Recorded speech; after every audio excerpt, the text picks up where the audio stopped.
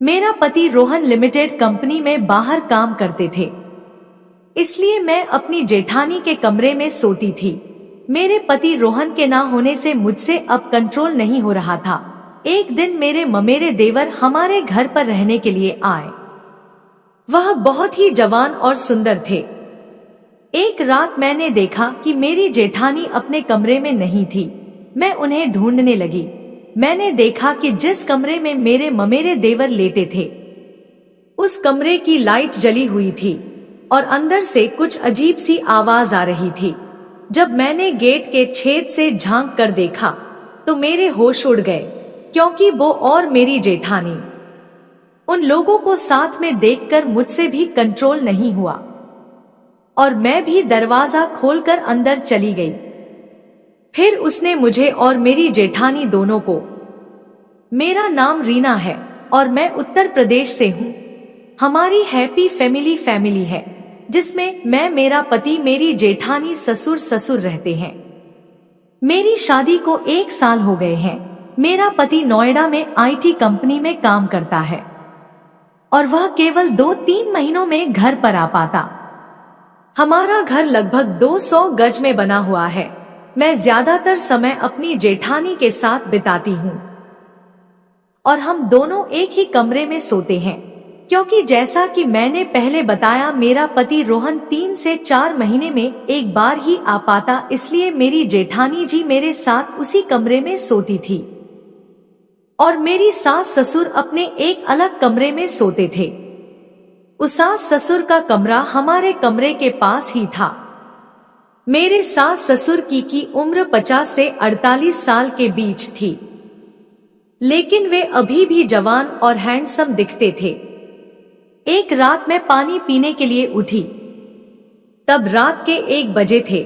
मेरी जेठानी तो बहुत गहरी नींद में सोई हुई थी और उन्हें कुछ पता नहीं था।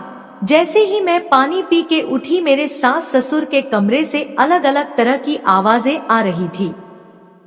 जब मैंने ध्यान से सुना तो वह आवाजें थोड़ी अलग ही थी। मेरे सास ससुर के कमरे के दीवार में एक रोबा था। जब मैंने दीवार के रायबा से देखा तो उनके कमरे की हल्की लाइट जल रही थी। मैंने देखा कि मेरे सास ससुर एक दूसरे से इतनी रात को बातें कर रहे थे। मुझे थोड़ा अजीब महसूस हुआ। उस वक्त मुझे लगा कि किसी औरत के लिए पति की कमी क्या होती है। मैं पानी पीकर वापस गई और अपने कमरे में सोने के लिए चली गई। हम लोग जब सुबह ब्रेकफास्ट करने बैठे थे, तभी हमारे मैन डोर की घंटी बजी। मेरी जेठानी ने दरवाजा खोला तो 24 साल का लड़का हमारे गेट के सामने खड़ा था। मेरी जेठानी ने बताया कि यह हमारा ममेरा देवर है। यह एक कंपनी में जॉब करने आए थे और इसी की वजह से वह हमारे यहाँ रहने के लिए आए थे। हमारे पास वैसे भी एक कमरा खाली पड़ा है। मैंने सोचा वो उसी ने एडजस्ट हो जाएंगे तो मेरा भी भला हो जाएगा। मेरी जेठानी ने कहा, आदत के बहुत अच्छे हैं और वह हमारी हर बात को करने के लिए तैयार रहते हैं। और देवर जी कमरे में अंदर आए और कमरे देखने लगे। मैं भी तुरंत जाकर उन्हें देखना चाहती थी। मैंने कहा, दीदी आपने इन्हें यह रख तो लिया, पर इनकी आदत कुछ ठीक नहीं लगती। लेकिन जब मैंने इन देवर की तरफ देखा तो वह बहुत ही हैंडसम था।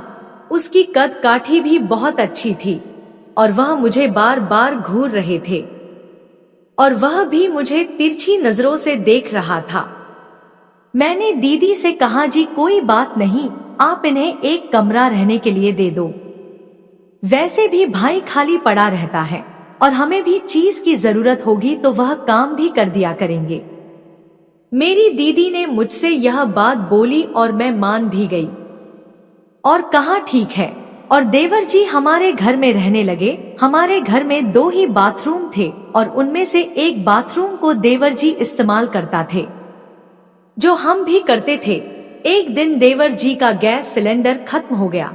वह हमारे मेरी जेठानी के पास आए और कहने लगे, भाभी जी। मेरी जेठानी जी ने कहा, हाँ क्या बात है, बोलिए। वह बोले, मेरा गैस सिलेंडर खत्म हो गया है, क्या मैं आपके किचन में आकर रोटियां बना सकता हूँ?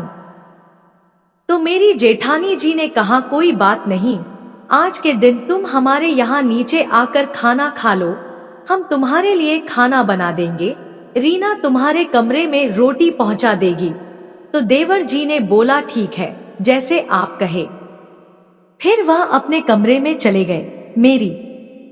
मेरी जेठानी जी ने कहा, रीना देवर जी के लिए खाना बना दो और थोड़ा जल्दी पहुंचा देना। मैंने कहा, दीदी ठीक है। जेठानी जी ने जल्दी जल्दी खाना बनाया और मैंने खाना टिफिन में रखा। फिर मैं उन्हें देने चल पड़ी। मैंने देवर जी उसके कमरे का दरवाजा खटखटाया तो उन्होंने दरवाजा खोला और बोले, हाँ हाँ आइए भाभी जी।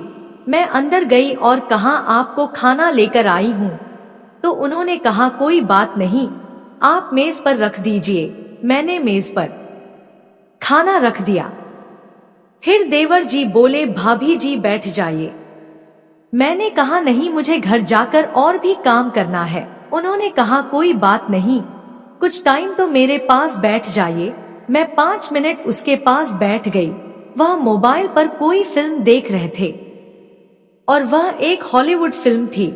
जब मैं मेरे देख रही थी तो देखते देखते फिल्म में रोमांटिक सीन आ गया। वह सीन ऐसा था कि मैंने अपनी नजरें हटा ली।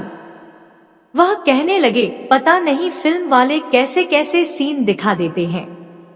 मैंने कुछ नहीं कहा। फिर मैंने कहा, ठीक है, अब मैं चलती हूँ। उन्होंने ने कहा, भाभी जी पूरी फिल्म देखकर जाइए। मैंने कहा, नहीं नहीं, और अपने रूम में चली गई। रात में मैं देवर जी के बारे में सोचती रही कि वह कितने ताकतवर थे। जब मैं उन्हें खाना देने गई थी तभी मैंने तय कर लिया था कि अब मैं उसे ही अपने सिर का ताज बनाऊंगी। मुझे नींद नहीं आ रही थी। मैं उठी और फिर पानी पीने गई और मैं पानी पीकर के जब आई तो मेरे सास ससुर के कमरे से फिर आवाजें आ रही थी। आज आवाजें कुछ अलग थी। फिर मैं तुरंत चली गई तो मैंने देखा मयंक देवर जी के कमरे की लाइट जल रही थी। मैंने सोचा रात के 1 बजे देवर जी के कमरे की लाइट क्यों जल रही है। मैंने सोचा चलो जाकर देखती हूँ। जब मैं उनके कमरे में गई तो देखा वह अपने मोबाइल पर हॉलीवुड फिल्में देख रहा था। उसने मूवी की आवाज भी बहुत तेज कर रखी थी। मैंने कहा, देवर जी, तो उन्होंने झट से मूवी की आवाज को कम कर दिया और बोले, हाँ भाभी जी आइए। मैंने कहा, तुम्हारे कमरे की लाइट अब तक क्यों जल रही है और तुम सोए क्यों नहीं? वह बोले, मुझे नींद नहीं आ रही थी इसलिए मैं मोबाइल देखने लगा। उन्होंने कहा, भाभी जी आप अभी तक सोई क्यों नहीं? मैंने कहा, मुझे नींद नहीं आ रही थी इसलिए मैं देख रही थी कि तुम्हारे कमरे की लाइट क्यों जल रही थी। उसने कहा, चलो मैं देखती हूँ। फिर वह बोले, आ जाओ, बैठ जाओ। भाभी जी मुझे तो नींद नहीं आ रही। तो मैं देवर जी के पास बैठ गई। जैसे ही मैं उसके पास बैठी उसने फिल्म बंद नहीं की। उसका फोन उसी तरह चल रहा था, शायद उनके जाने के बाद छोड़ दिया था। मेरी नजर उनके फोन पर पड़ी तो मुझे कुछ महसूस होने लगा। मैंने चुपके से उनके फोन पर नजर डाली और वो हॉलीवुड फिल्म देखने लगी। देवर जी को पता चला कि मैं चुपके से उनके फोन में फिल्म देख रही हूँ। उन्होंने फोन उठाया और कहा, भाभी जी देखनी है फिल्म? मैंने कहा, नहीं नहीं। उन्होंने कहा, देख लो। फिर क्या हुआ? मैंने कहा, नहीं नहीं, मैं नहीं देखूंगी। मैंने उनकी ओर देखा भी नहीं, लेकिन उसने धक्के से मेरे हाथ में अपना मोबाइल थमा दिया और कहा, आपको हॉलीवुड फिल्में पसंद है? फिर हम दोनों साथ में मूवी देखने लगे। मयंक बोले, भाभी साथ में मूवी देखेंगे तो मजा आएगा। मैंने कुछ नहीं कहा और फिर हम दोनों एक साथ फिल्म देखने लगे। वह फिल्म बहुत अच्छी थी, मैं आपको लोगों को क्या बताऊं। फिल्म में एक रोमांटिक सीन देखते देखते देवर जी ने मेरे पैर पर हाथ रख दिया। मेरे शरीर में करंट सा दौड़ गया। मैं वहां से उठकर दूसरी जगह बैठ गई। पता नहीं मुझे क्या हो रहा था, क्योंकि मैं अपने आप पर कंट्रोल नहीं कर पा रही थी। फिर उन्होंने मुस्कुराते हुए कहा, भाभी आप बैठो, मैं अभी आता हूँ। जैसे ही वह आया तो मैं बही बैठे हुई थी और तुरंत उसने गेट की कुंडी लगा दी। और आज फिर मैंने अपनी इच्छा पूरी कर ली। मैं चुपके से उसके कमरे से बाहर निकल गई और फिर सीधा अपने कमरे में जाकर लेट गई। फिर मुझे बहुत ही ज्यादा गहरी नींद गई। तभी मुझे मयंक देवर जी का फोन आया कि आप फ्री हो तो कल शॉपिंग करने चलेंगे। मैंने भी बहुत दिनों से शॉपिंग नहीं की थी, इसलिए हाँ कर दिया। फिर हम लोगों ने बहुत सारी शॉपिंग और हम दोनों घर वापस आ गए। रात का खाना खाकर सो गई। एक रात मैं टहलने के उठी क्योंकि गर्मी बहुत ज्यादा हो रही थी। जब मैं अपनी जेठानी के रूम में गई, जब मैंने उठकर देखा तो वह पर नहीं थी। मैंने सोचा वह कहीं गई होगी या गर्मी की वजह से छत पर टहलने चली गई होंगी। मैं छत पर गई लेकिन वह वहां भी नहीं थी। मुझे लगा क्या वह मयंक के पास तो नहीं चली गई। जब मैंने देखा तो वह मयंक देवर जी के कमरे में बैठी हुई थी तो मैंने और तुरंत अपने कमरे में आ गई। मैं सोने का नाटक करने लगी। जब जेठानी जी कमरे में आई तो मैंने उससे पूछा तुम कहाँ गई थी। वह बोली मैं फ्रेश होने गई थी। मैंने कहा मैंने तुम्हें मयंक देवर जी के रूम में देखा था। वह बोली तुम भी मयंक से बात करती हो तो मैं तो कुछ नहीं कहती। तो दोस्तों यह थी आज की कहानी।